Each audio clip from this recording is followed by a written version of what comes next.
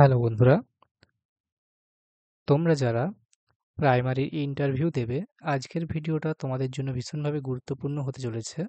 কারণ আজকের ভিডিওতে আমি তোমাদের জন্য নিয়ে এসেছি প্রাইমারি ইন্টারভিউতে কি কি হয় সেই বিষয়গুলো এবং ইন্টারভিউতে কোন কোন বিষয় থেকে প্রশ্ন করা হয়, কিভাবে প্রস্তুতি নিলে তোমরা সফল হবে, এই সমস্ত বিষয়ের উপর ইন্টারভিউ স্ট্র্যাটেজি নিয়ে তোমাদের জন্য আমি হাজির হয়েছি।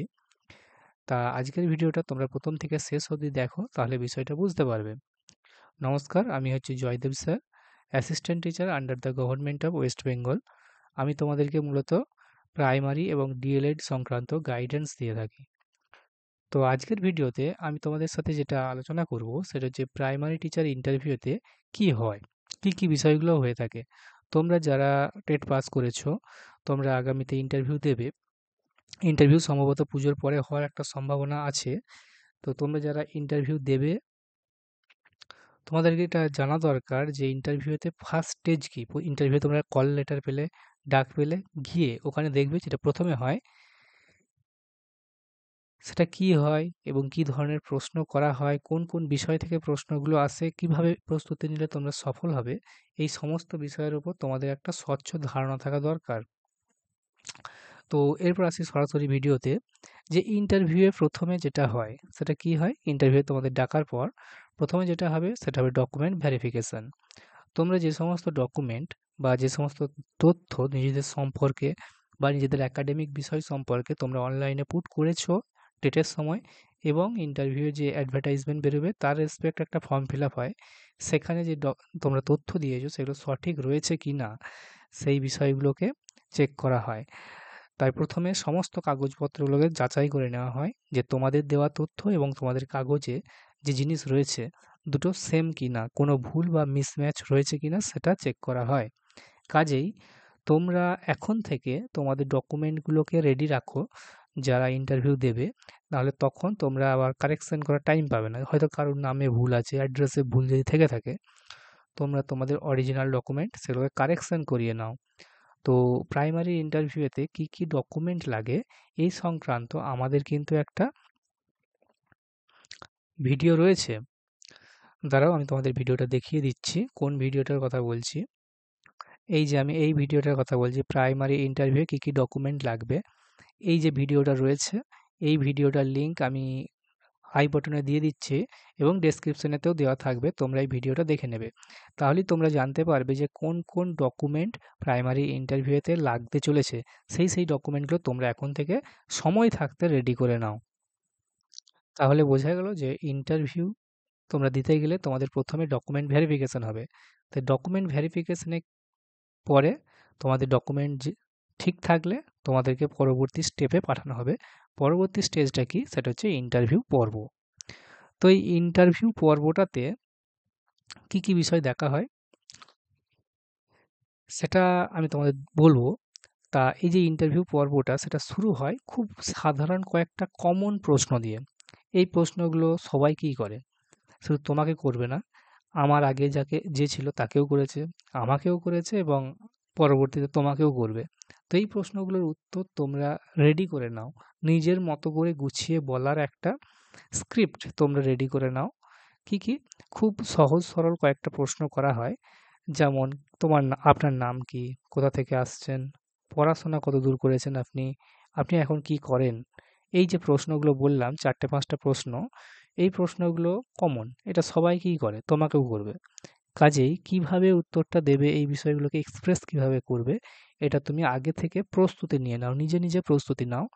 এবং তোমরা যদি চাও যে এই উত্তরগুলো কিভাবে দিতে হয়, তার যে সঠিক অ্যাপ্রোচটা কেমন হয়, তাহলে তোমরা যদি চাও আমি তোমাদের একটা ভিডিও করে এগুলোর উত্তর আলোচনা করে দেব। তোমরা আমাকে কমেন্ট করবে যদি তোমরা প্রয়োজন মনে করো। যদি তোমরা চাও আমি ভিডিও বানিয়ে দেবো, আমাকে কমেন্ট করবে। না হলে ভিডিওটা লেন্দি হবে, অনেক লম্বা ভিডিও হবে, অনেকে দেখতে বিরক্ত বোধ করতে পারে। তো দেখো, তো এই কমন প্রশ্নগুলো দিয়েই শুরু হয়। এরপরে কি থাকে, অনেক সময় ইংরাজিতে বলে যে ইন্ট্রোডিউস ইয়োরসেলফ, এটা বলেও জিজ্ঞাসা করা হয়। এটা কিন্তু বলা হয় তাদেরকেই যারা মূলত ইংলিশ মিডিয়াম স্কুলের জন্য অ্যাপ্লাই করবে। যারা ইংলিশ মিডিয়াম স্কুলগুলোর জন্য ইন্টারভিউ দিতে যায় তাদেরকেই বলে যে ইন্ট্রোডিউস ইয়োরসেলফ, তাদেরকে ইংরাজিতে দিতে বলা হয়। এবং এটা অনেক সময় নির্ভর করে তুমি যে শুরু ইন্টারভিউ রুমে ঢুকে তুমি ওনাদেরকে কিভাবে গ্রিটিংসটা করছো, কিভাবে সম্বোধনটা করছো তার উপরে। তুমি যদি গিয়ে বলো যে গুড মর্নিং স্যার বা গুড মর্নিং ম্যাম, তাহলে একটা সম্ভাবনা থাকে যে ইন্টারভিউটা কিছুটা হলেও ইংরাজিতে হওয়ার কিন্তু একটা চান্স থাকে, কারণ তুমি বলেছো গুড মর্নিং। এরপরে ওনারা বলবেন what is your name, sit down, what is your name, what are you doing, এরকম বিষয় আসতেই পারে। তো সব থেকে ভালো, সব থেকে সেফ জোন, তুমি গিয়ে নমস্কার বলবে। তাহলে ওটা বাংলা হলো, তুমি বাংলা মিডিয়ামে অ্যাপ্লাই করেছো এবং ইন্টারভিউটা বাংলা হওয়ার একটা সম্ভাবনা থেকে যায় 99%। কাজেই বেশি স্মার্টনেস দেখাতে যাবে না। ওকে?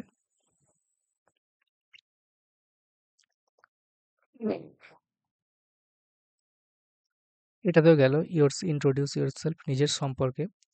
এরপরে যে প্রশ্নগুলো করে, শিক্ষাদান সম্পর্কিত বেশ কিছু প্রশ্ন করে। ক্লাসরুম ম্যানেজমেন্ট কিভাবে করবে,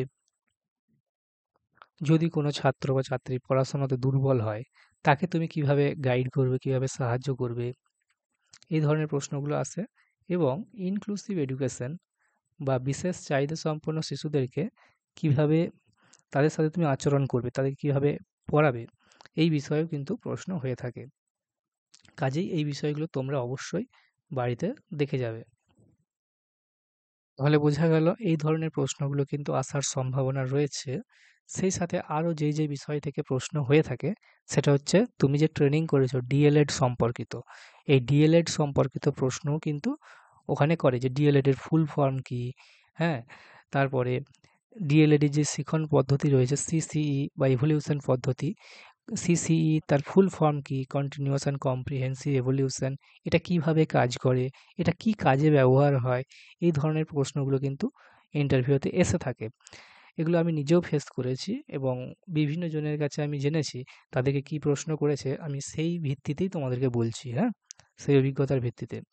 এছাড়াও যে শিখন শেখানো যে লার্নিং প্রক্রিয়া, সেখানে টিএলএম, টিচিং লার্নিং ম্যাটেরিয়াল, এর ভূমিকা কি? টিএলএম এর ফুল ফর্ম বহুজনাকে জিজ্ঞেস করেছে। টিএলএম এবং এলটিএম এর মধ্যে কি পার্থক্য? এটাও অনেকজনাকে জিজ্ঞাসা করেছে। যদি এর উত্তর তোমরা চাও আমাকে কমেন্ট করবে, আমি বলে দেব। তো এই টিএলএম এর ভূমিকা কি? কতটা গুরুত্বপূর্ণ? কিভাবে তোমরা টিএলএম বানাবে? এই ধরনের বিষয়গুলো কিন্তু ইন্টারভিউতে জিজ্ঞাসা করে থাকে। এরপর বেশ কিছু প্রশ্ন রয়েছে যেগুলো অনেকজনাকেই করে এবং এগুলো স্ট্যান্ডার্ড প্রশ্ন। এগুলো আসাটা স্বাভাবিক। যে শিক্ষক হিসাবে একজন শিক্ষকের কী, কী গুণাবলী থাকা উচিত? হুম? কী, কী গুণাবলী থাকা উচিত? এটা অনেকেই জানো, ডিএলএড এর বইতে ছিল।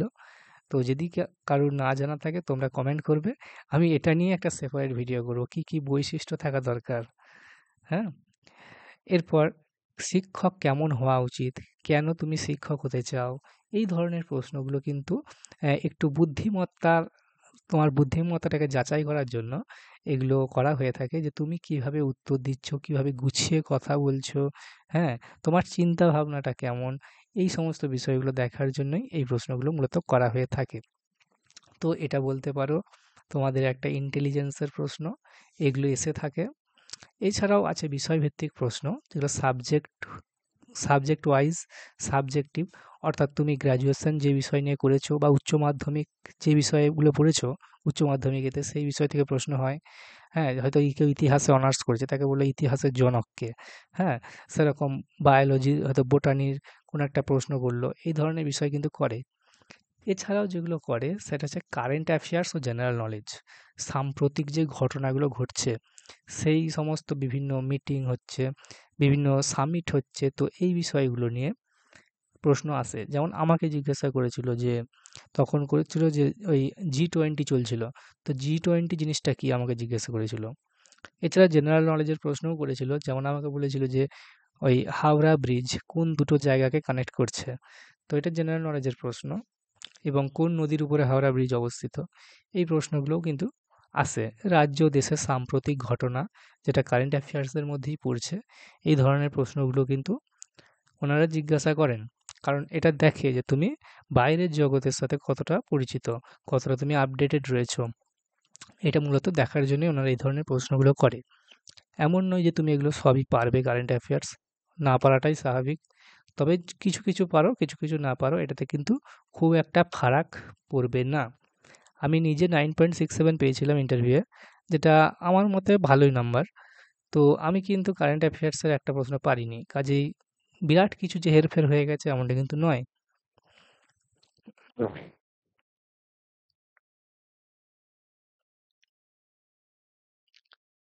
যেমনটা বললাম তোমাদেরকে, যে আমাকে G20 কী জিনিসটা, কোথায় হোস্ট হয়েছিল, G20টা কোন দেশ আয়োজন করেছিল, এই ব্যাপারগুলো নিয়ে জিজ্ঞাসা করেছিল।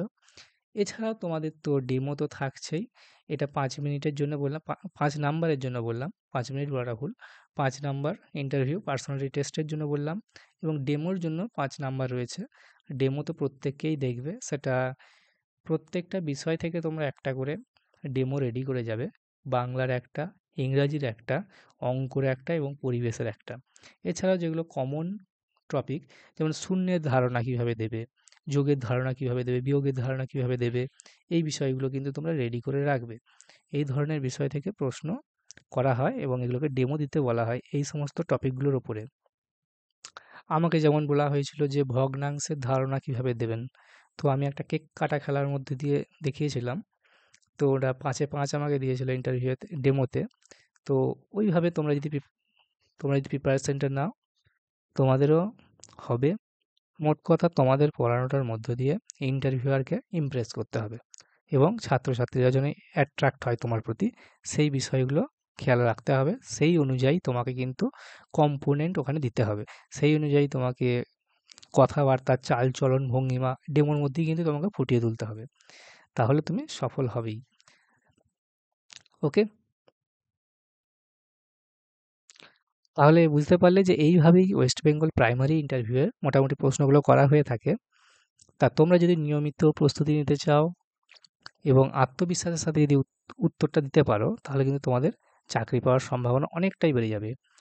এবং নিয়মিত প্রস্তুতি নিতে চাইলে আমাদের চ্যানেল অভিজ্ঞান এডুকেশন উইথ জয়দেবকে তোমরা সাবস্ক্রাইব করে নিতে পারো, এবং ভিডিওটা ভালো লাগলে একটা লাইক করে দিও। Thank you.